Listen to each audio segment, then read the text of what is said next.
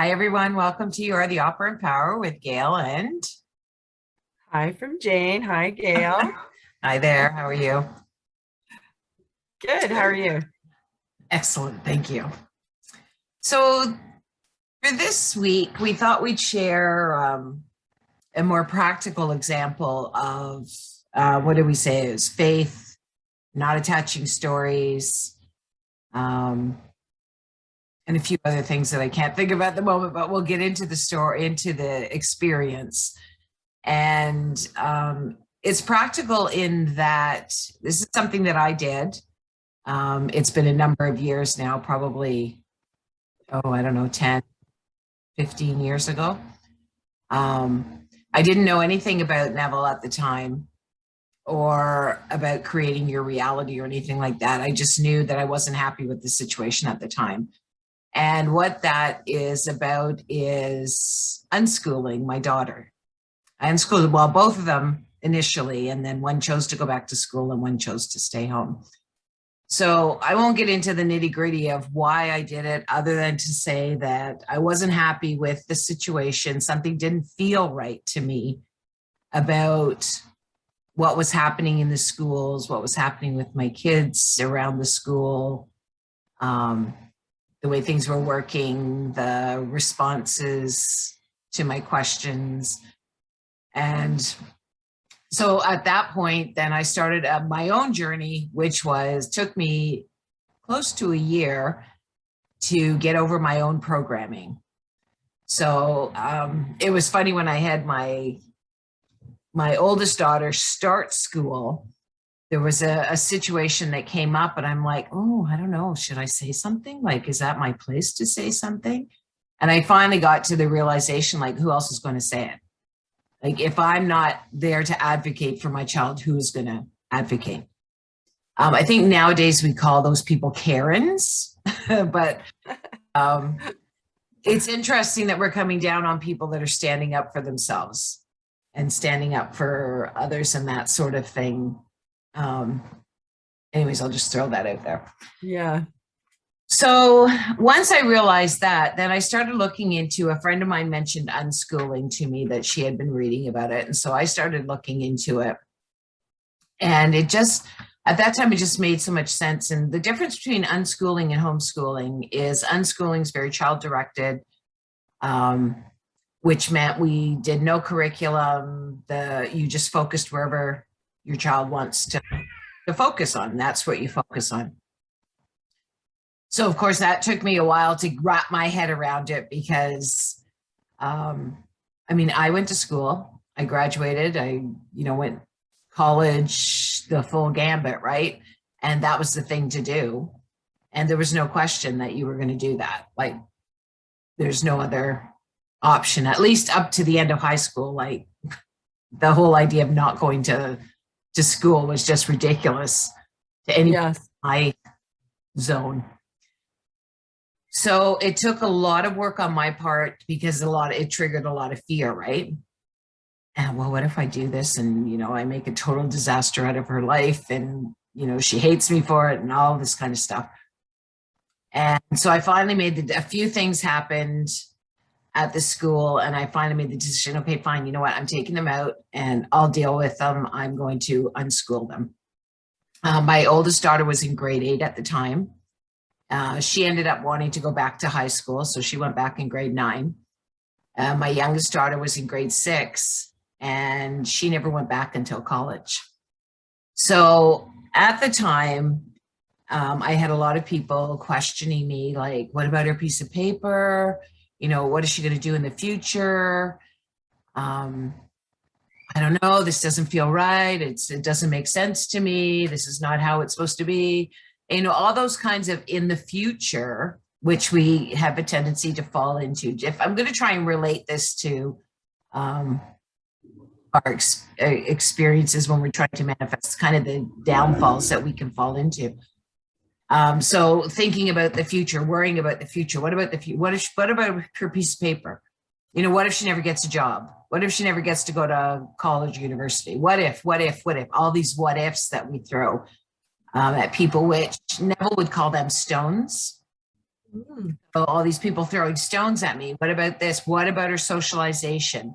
What about friends? What if? And so for me, this, by the point that I was at the decision where I was going to do it, none of that had any real effect on me.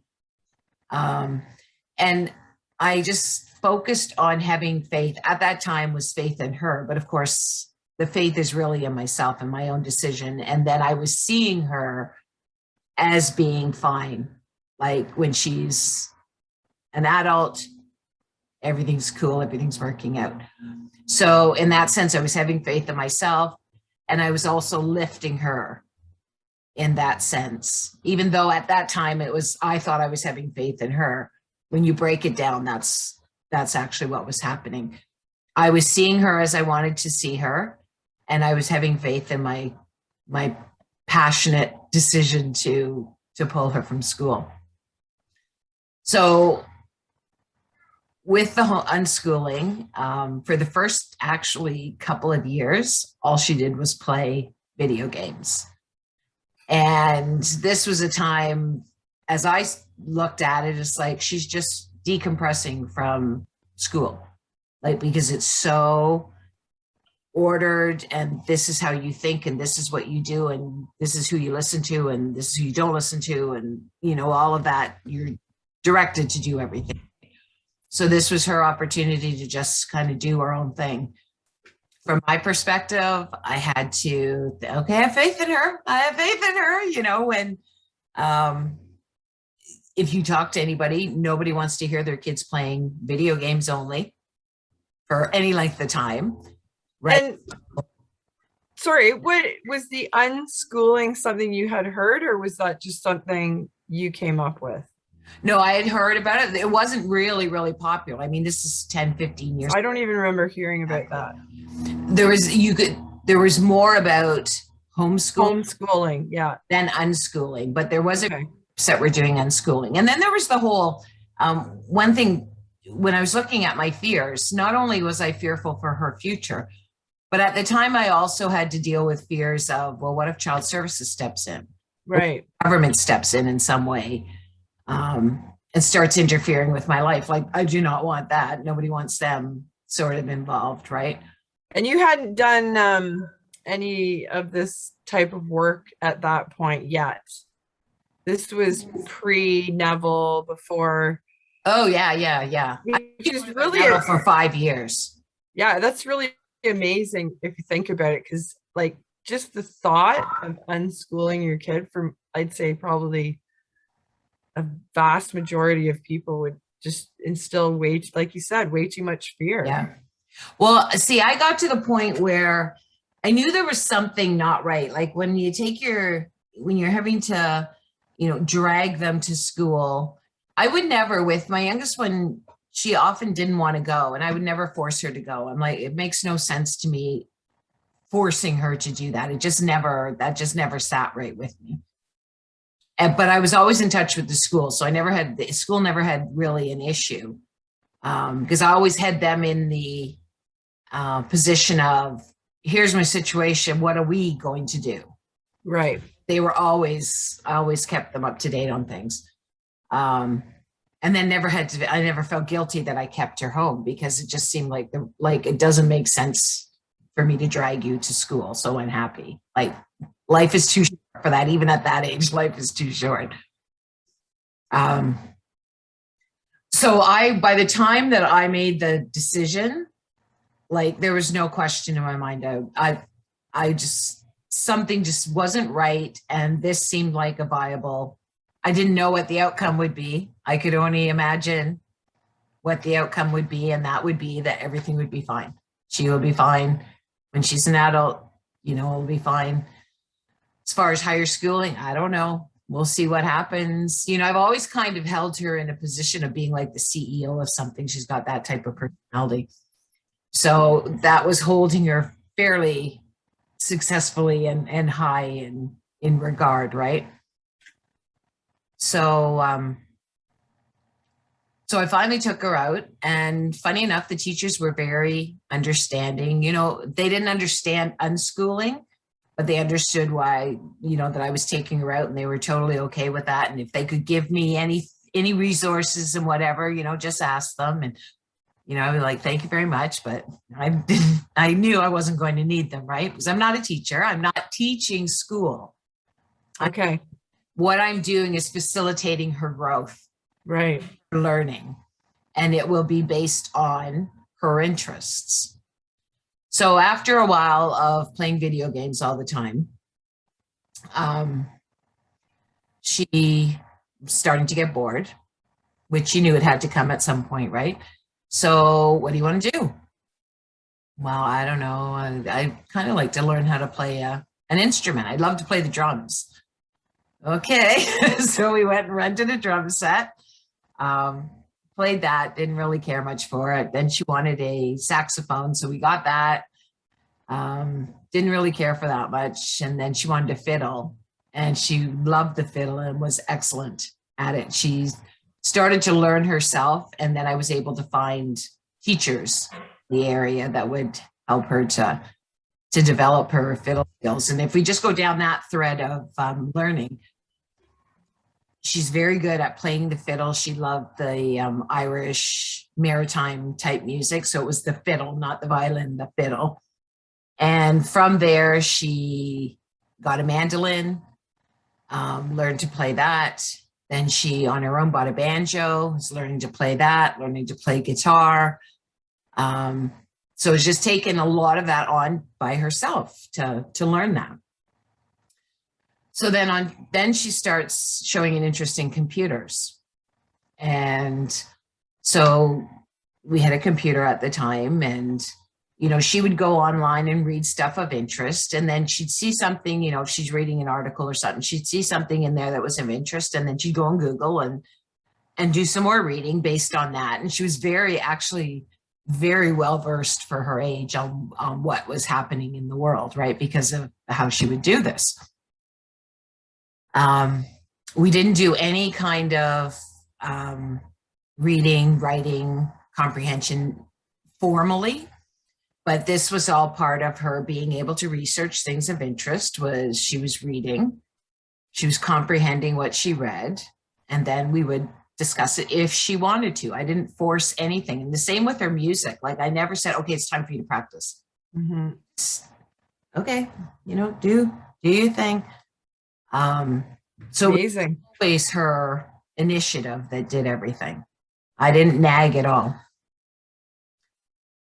So with the computers, and she wanted to create a website from scratch.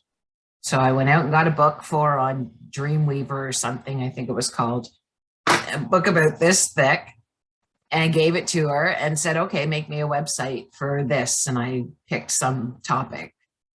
And so she did. She went right from scratch and created a website. Nothing ever came of that in the sense that she had a real interest in that, but she was very good at it. And again, going back to the reading and comprehension, took it from the book and put it into practical practices. And again, I didn't nag her to do anything. It's kind of like, okay, this is you, do it and let me know, how it goes, or if you have questions or whatever. You can ask me questions about how to create a website because I'm clueless. But if what I want, if you have questions about what I'd like to see or whatever. And so that's kind of how we worked. I never, I kind of, what do you want? And then I would do my best to supply her with whatever it was she wanted. We also would go out and do, trips around to parks. And at that time, there wasn't a whole lot from a social perspective, there wasn't a whole lot of places to go to get that social aspect. But then again, she wasn't all that social anyways, which is something that, people could conceivably be concerned about. Yeah. I was never concerned. It's like, whatever, it's her life. Like, if she wants to be social, she'll be social. If she doesn't, she won't be. If at some point, she may find that this is boring being by myself, I want to be with other people, and she'll do what she needs to do. So at 16 or 17, she decided she wanted her driver's license. These are all things that I'm like, kind of like, wow, oh, wow. Like these are successes within the middle. And she's still in the middle even to this day, right? Because the end isn't till her life is kind of over, right? She's going to have a great life sort of thing. Uh, so she went, got her driver's license. Um, then she decided she wanted a job. So she got a job working nights. She didn't want to work days with, she's not really a customer service oriented person. So she wanted to work nights. So we found this job for nights. So she worked nights and then decided it wasn't really, thinking long term, the rest of her life working there. She wasn't interested. So she wanted to she wanted to go into college.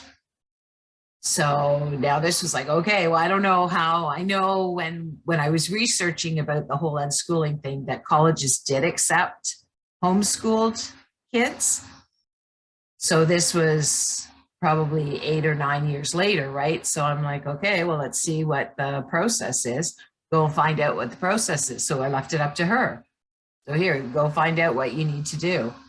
And all she needed to do was an English course. So she had an English mark, and then she was accepted into her course. She was extraordinarily successful in her course, which I was like, oh, this is impressive because, like I said, we never did any writing. I never had her do essays. I never had her write Right. That's amazing. stories or anything like that. And so here she was in college doing extraordinarily well, writing essays, doing assignments and all that sort of stuff. And also she consciously chose that for herself. Like, I mean, we're all encouraged to do that once we finish high school, and there's an expectation, and part of the problem is I feel like it's like that wanting. So that's really great because that's what which is just a further what the whole homeschooling or unschooling did, right? Right. Like, hey, well, you decide. Like it's not decide for you. You decide what you want. I'll whatever you want to do. So she graduated college. And then she had an opportunity to bridge over and get a university degree. So she did a 2-year college, and then she could bridge over and do a university degree in just 2 years.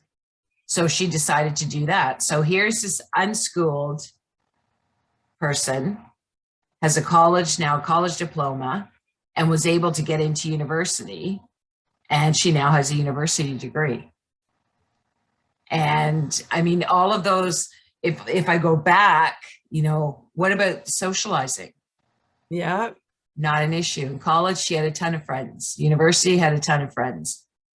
What about the piece of paper for, to get into college, university? Not a problem. She's already graduated. You know what I mean? Like all of those where people were fearful of, the stones that I had thrown at me, and my own fears initially was my own fears too, right? Yeah. Anything that got me past that was like, I have faith in her. She's not dumb, and I have faith in her, and she's going to have a good life. Yeah.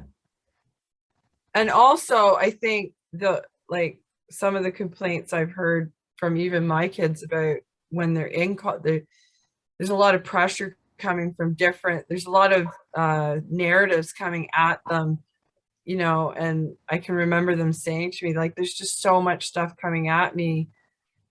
It almost swamps them, like their own personal individual choice within themselves has been so swamped with everybody's expectations and fears, and that they lose that sense of, I'm deciding to do this. Mm-hmm. And the power that is behind that.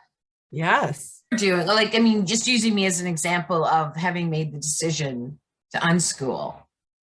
Nothing was going to stop me once I made that decision. That didn't mean that I didn't feel fear at times and anxiety at times. But I kind of dealt with, no, I have faith in her. And that's every single time. That's what I replaced it with. No, I have faith in her.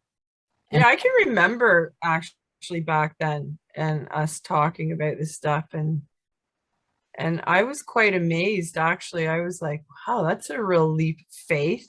It is. right? And But I had made the decision at that point. right. It was kind of like nothing's going to stop me. And the funny thing is, in relation to the school, um, the law here in this province is that you have to let the school know yearly that I had to initially I had to fill something out for the government that said I was taking responsibility for her education. So I filled that out, sent it in. The other thing I was supposed to do was send something to the school saying, yes, I'm still taking responsibility for her education. I did that for the next 2 years, which she would have been in elementary school. And the principal would phone me once a year. And I'm like, yeah, she's great, doing great. Yeah, doing great. Yep, yep. And then for high school, I just didn't bother because she never got signed up anywhere. So nobody was really even aware of her at that point. That's amazing. Like that's like the faith in that it took and like not giving in.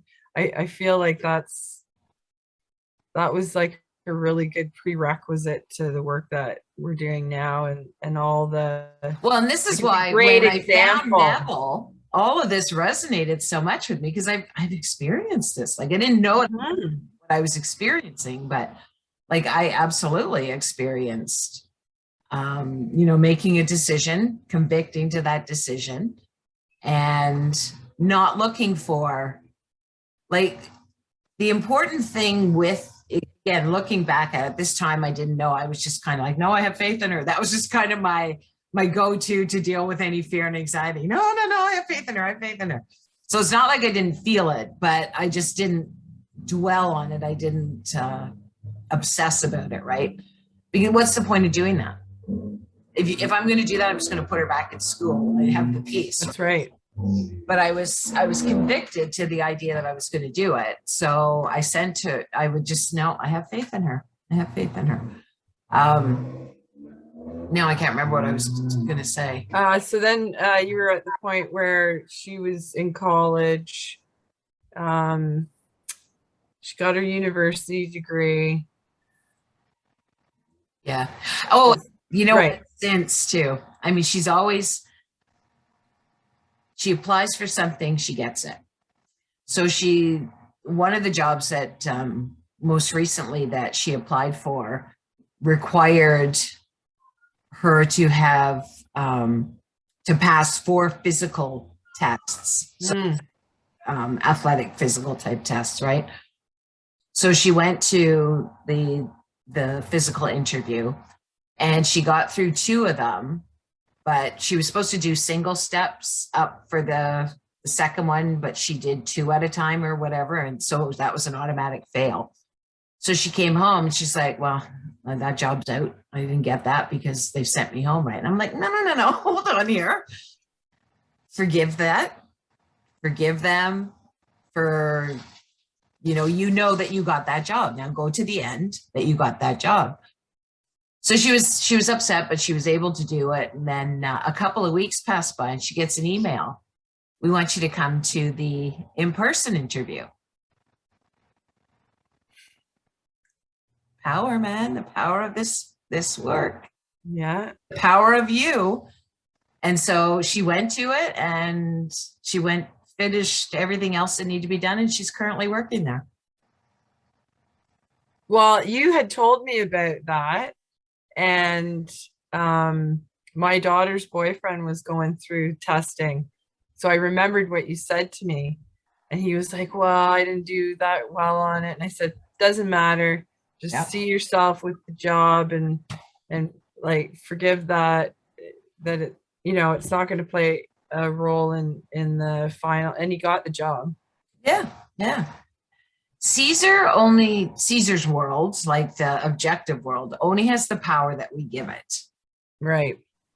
The challenge that we face is that up until, the present, we've thought that it's had the power. Yes. That we're to react to it, when in fact, it reacts to us. Right. So we talked a little bit the other day, and I don't want to make this too much longer. Yeah. But we talked the other day about how we can't change others. Yes. And when we say that, that doesn't mean that others won't change, but our focus is not on changing them. Our focus is on changing ourselves, and they respond differently. And it's Yeah. kind of thing. If I think I didn't get the job because XYZ, Caesar says XYZ, then I'm going to get a note from Caesar saying, sorry, you didn't get the job. Right. But if I think that I've got the job because I say I've got the job and I have no doubts about it, I don't question, whether or not that's right. Should I think that way? I don't know if I should think that, like not going in down that rabbit hole, then Caesar will respond accordingly. Right. And that's important in relationships with others, because if you lift yourself from any kind of conflict within yourself and you have your end, then you will attract exactly what you have created. Right. And regardless, like even though she doubted when she got back, and I said to her, well, doesn't matter. You already got the job, so it doesn't really matter. Even though she kind of looked at me like I had four heads in that moment, she obviously reconsidered and went to, yeah, I've got the job. And it's funny because she now will say, like, I get whatever job I want. So she's had so many successes in this area that that's become natural for her now. Yeah. And so she just has to go to Rand. I know it's done. Yes. And that's because, and we can all do that by not giving in to what we would perceive as failures. You just forgive and stay in your end. Forgive, stay in your end. Well, self-doubt, doubting yourself. Forgive, get in your end. Yeah. Yeah, perfect. I love that example. That like in many ways it was I would say probably one of the major, like, no wonder when you read Neville and all that, you were like, oh, I've done this before. Like this totally makes sense. I didn't know. I mean, I didn't know what the outcome would be when I started it. I just knew I had faith in her and that, which is even better. I did the same thing with my kids, with them sleeping with me, right? Did for, a certain number of months or whatever, whenever they wanted. Then not always, but they would want to come in or whatever. And I'd be like, okay. And my response to myself as well, when they're 16, I know they're not going to be sleeping with me. Yeah. I was right. Yeah. When they were 15, they didn't know. I'm just kidding. What you resist persists. Yeah. And parenting is a tricky business with that, because there's so many what ifs, which you don't want to indulge in. And same with anything that you're experiencing right now in your life. It was circumstances, there's a lot of what if, and it's just a rabbit hole. Like your conviction, it's a terrible rabbit hole. Yeah, your conviction and your faith is what you want to hold on to. And is there what was the line we said? You're not my father when it comes to self-care. Oh yeah. And other people. And if other people are telling you, oh, well, what, if this happens, that you can say to yourself, you can't do that, or you can't do this, or you can't do that. In your mind, the idea is you're not my father. And father being a capital F, which is the God within your heart, which is you. So right. You're taking charge, you're taking responsibility. And I like that. With her going with unschooling, right? Well, what about this? So what, you can't, what, oh my God, she's not going to have this. She's not. And I signed for the government. Caesar, I'll take full responsibility. Yeah. I don't know what I'm doing. I'm not a teacher. And that I think is something that I hear from a lot of people that hold it. I'm not a teacher. Yes. Either. Yeah. You know what? Me either. I'm the Well, and higher supporter of whatever it is you want. if you give people that power, that they will abuse it. And they easily could have said, after 2 years of her watching video games or playing video games, it could have been like, she's never going to amount to anything. Look at her. She's proving that, you know, Well, you nobody have to else have- knew that really, because I mean, it was right. home with her all the time. But I Right. could have Right, fallen right. into that trap. Like, oh my Yeah. God, what's she going to do? Play video games for the rest of her life? Like, I could have biffed all this. What if she does this? What if she does that? But no, I'm like, she's decompressing. Yeah. I get it. I just spent the last year, you know, having to face my own stuff when it came to the school and the school system, and how That's right. it had me looking at things and perceiving things and what I was believing in. So I spent a year for myself dealing with that and dealing with the school system at the same time. Well, it also narrows the path. Like, if there's only one path for everybody, it's a pretty busy path, isn't it? Like, you know, Well, it's very one size fits all. right. I mean, and that was the other thing. Before I before I made the final decision, there was some stuff going on, and I went in and offered to solutions. They weren't solutions that they could accept because of insurance purposes. Yeah.